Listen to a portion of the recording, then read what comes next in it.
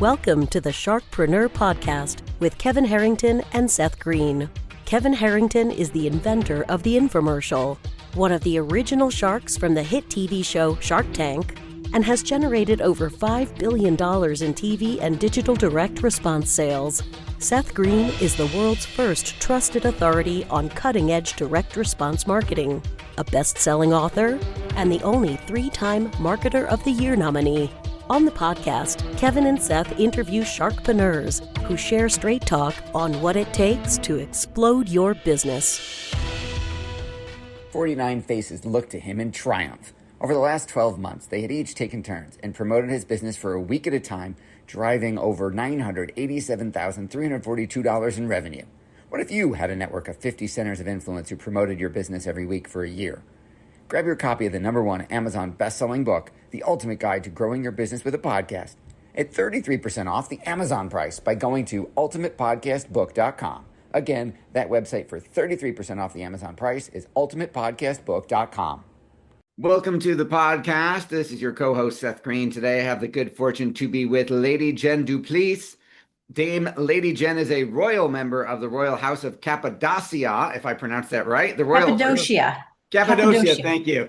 The Royal Order of Constantine the Great and St. Helen, and a dynamic leader renowned for transforming businesses into companies that run smoothly without the need for daily intervention by its leader. She is known as the team building and scaling architect. She has helped over 8,000 entrepreneurs leap from practitioners to thriving enterprises to achieve this pinnacle in their business. She is a celebrated Amazon bestselling author, podcaster, and TV host who delivers real transformations, not just fast profits. Jen, thank you so much for joining us. Thank you so much for having me. And it's so good to see you. And by the way, thank you for being on one of my podcasts as well, Business on the Vine. I appreciate that. My pleasure. Thank you very much for having me. Yeah. Today, we're here to talk about you. So let's go back in time. How did you get started? Well, I went to college to be a cardiologist. And I had, you know how you have that one class, that one professor who gets into your head? And everything went to heck in a handbasket, and I ended up going into architectural design and construction engineering, which is why I still call myself an architect, right? And but I couldn't get a job in the industry. It was all the male dominated. In fact, I was the only woman in my class of 67. And so I went to an employment agency, and I got a job in the mortgage business. Didn't even know how to spell mortgage. 35 years later, top in the country as a mortgage lender, funding over $1 billion. So that's how I got started. And I had to create a team in order to do that. That's how it all got started. Well, I know that the longer version of that story is in your books. So greatly, we'll tell everyone where to go to get those later in the episode. So first off, you went from 0 to $1 billion in loans. Give us some of the golden nuggets of the success stories of how you pulled that off, because that's amazing. Yeah, well, it is. I mean, I started off the same way everybody else did. Now, first of all, I didn't originate that whole time. I was originating only half that time. I was managing and leading and actually training other managers at that time. So I really came into that leadership role very, very early on. But I thought, if I can't beat these guys, I'm going to join them. And that's how I started going out and being a roaming underwriter, a roaming leader, and helping others, lead their teams and grow their businesses, meaning real estate agents. That was my angle. And, that's how it started happening. And I remember when I got in the first, I was doing really well. I was in the top 1% of 785,000 loan officers. So not bad in the top 80,000 people. But I was in the hustle, right? I was doing everything that my bosses told me, that my managers told me, that you have to go networking, you have to do this, you have to follow through. When the phone rings, jump, all of that. And then one day I had an experience that I said, I'm just so over this. I want to have harmony.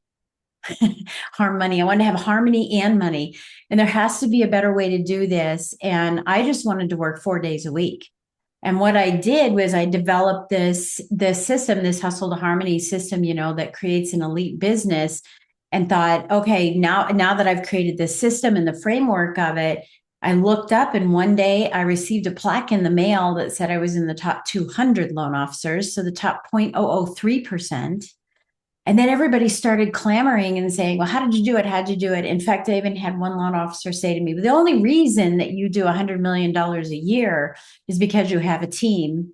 And I went, yeah, That's right. That's how you grow a business. You have to have a team, right? And so I learned, how to grow the team. I learned the ins and outs, and I already had that experience. And now that's what I share with everybody is how to grow that team, because so many entrepreneurs are successful, but they're just so unhappy and they don't really know how to have that sustainability with the team. Okay, so let's talk a little bit about the transition from mortgage loans to what you're doing now. Yeah.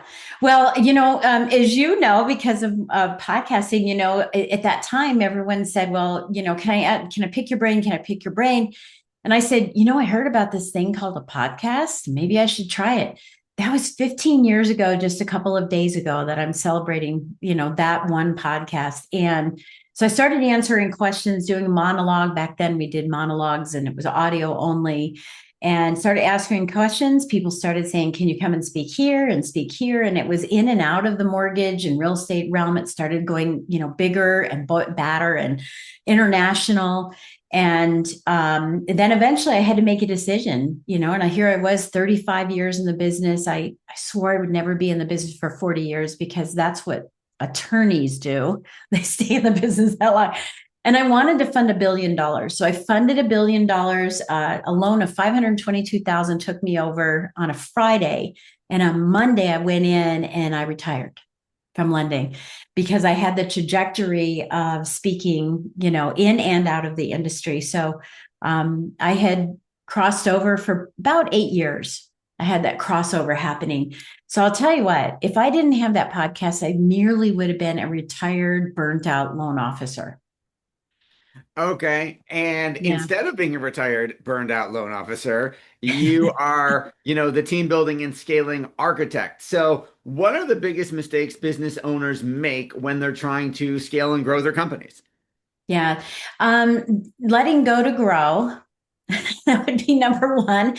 Lack that control that we all have that, it's me. No, it isn't. It's the experience that you can create for your clients, and let other people do the work. So that would be the big thing, is like the mindset of that shift. And I had to have that. I was all about the mechanics, about doing and not about being. And once I realized that mechanics and mindset create the momentum, the next step was, do I have the systems in place, or are they in my head? And we get so busy that we don't have, when we first start off as entrepreneurs, we don't have a system. We're just kind of doing. And then we start getting busy, and now we're too busy to put a system in place. And then we get frantic about hiring, and then we blame them because they're supposed to be really good, but it's really us. We should be doing thumb pointing and saying, I didn't have the system in place to empower them.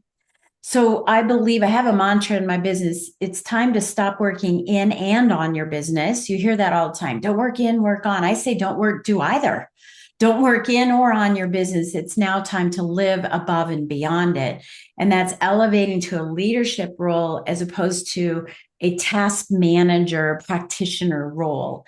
But without the systems, people are constantly going to be coming to you and saying, what do I do next? How do I do this? And a lot of us just churn people thinking that they're not good, but it's us that aren't good. Wow. Yeah. So I would say those are the two things. That's huge because, yeah, we've heard the don't work in your business, work on it 1,000 times on this show. Right. So tell me, what does working above and beyond even look like? Yeah, well, there's three aspects of the above, right? And so there's a leap of faith that has to happen in there, right? But the above is making sure that you know what your vision is. Most of us don't. As entrepreneurs, we don't have a real vision. We have somewhat, maybe kind of a dream, but we don't have a real vision. So it's having a vision, knowing what the values are of your company. And those are different than your personal values. There might be some overlays, right?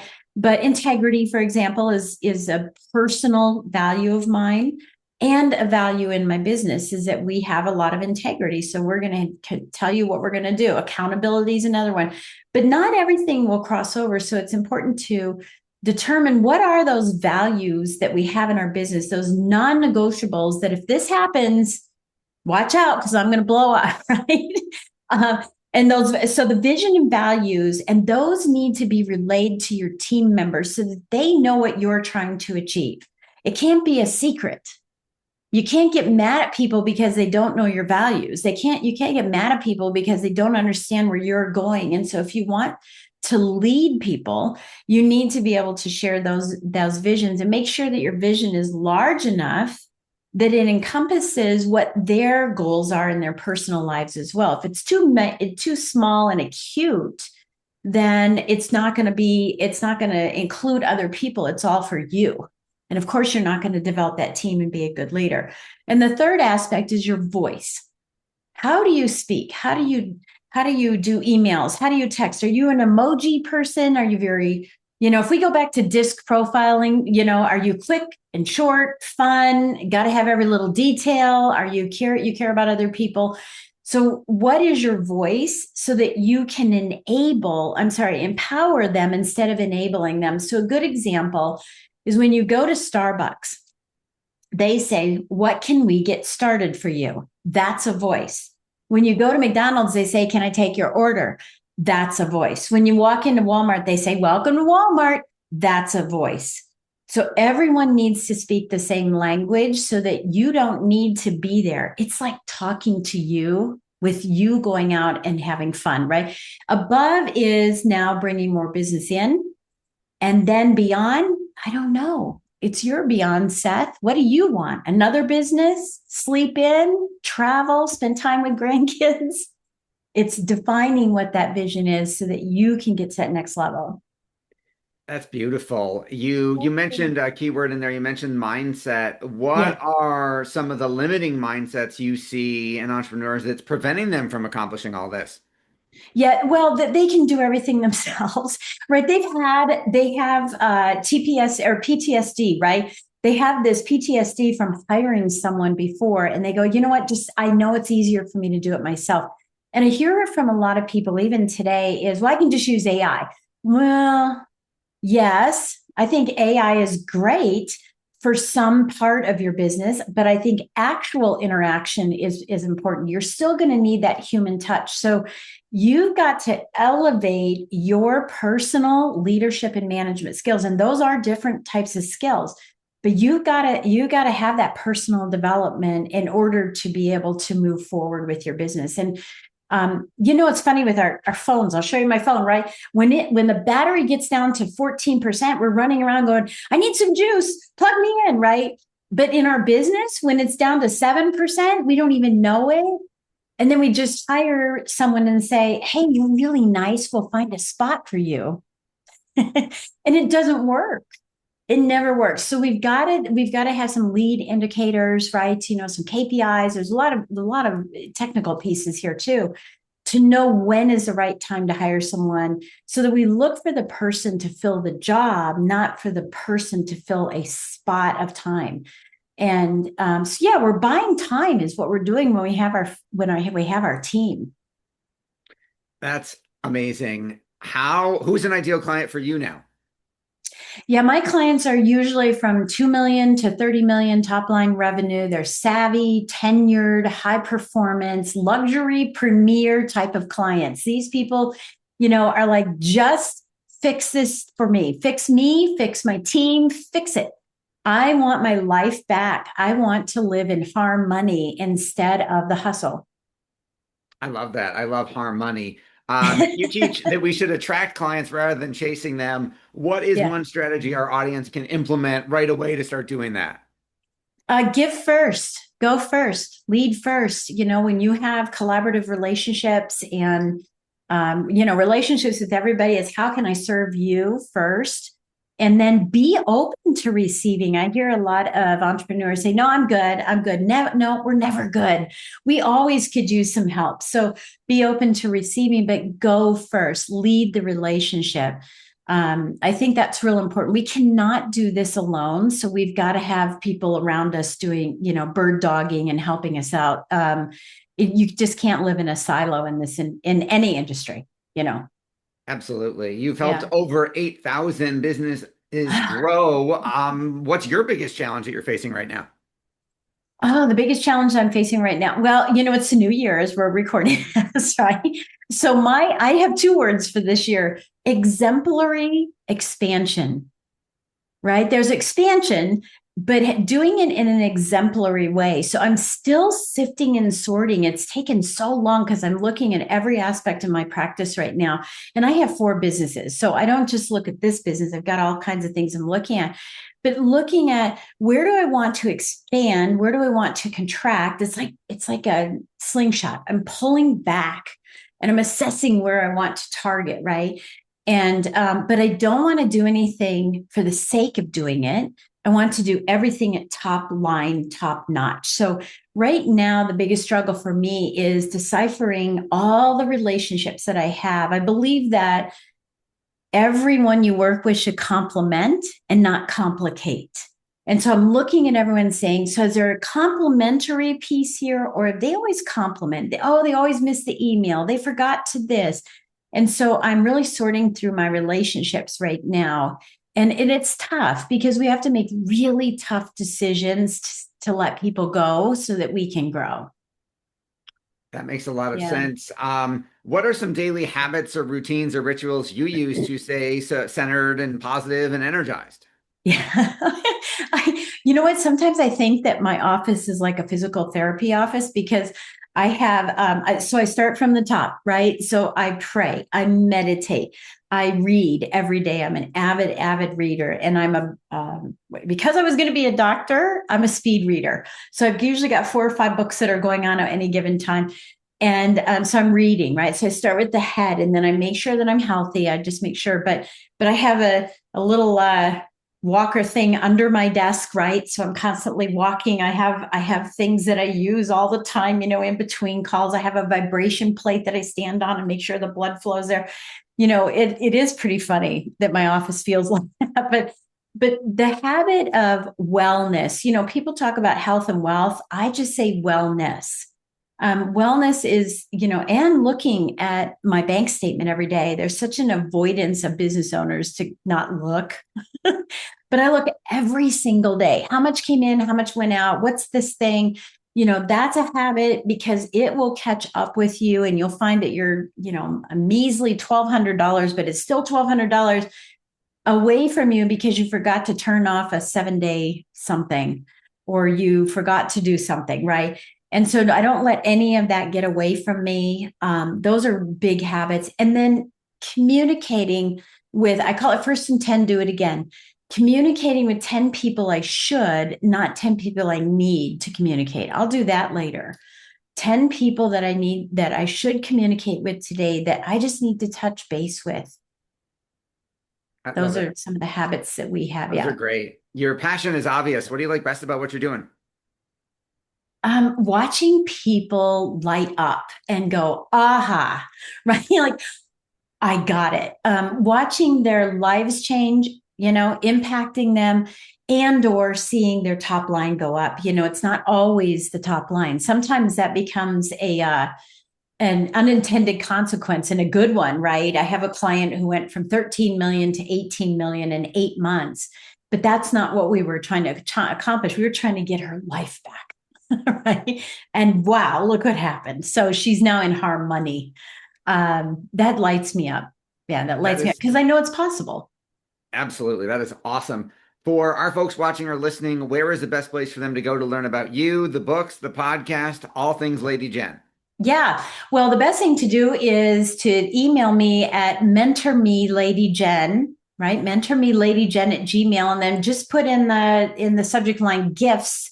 And I have the Harmoney engine, all the systems. There's 18 systems that people need to have, but mentormeladyjen@gmail.com. And then certainly you can go to jenduplessis.com.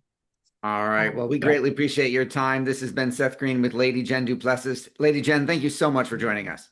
Thank you so much for having me. Thanks, everybody, for watching or listening. We will talk to you or see you next time.